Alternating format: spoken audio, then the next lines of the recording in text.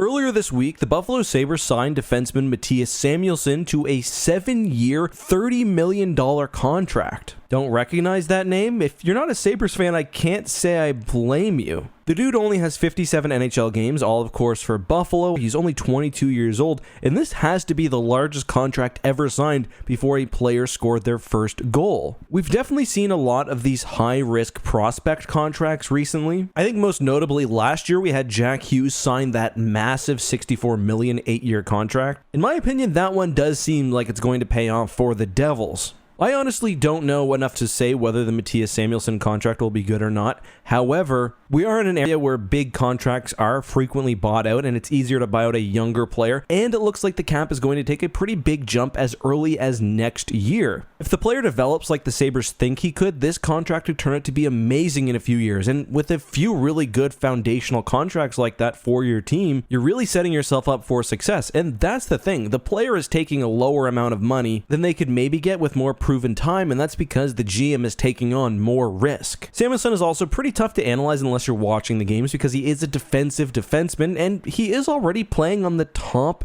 pairing. But I'm curious to hear your thoughts, especially if you're a Sabres fan. Is this contract good, a great risk on a good young player, or is it too risky when the Sabres finally look to be righting the ship?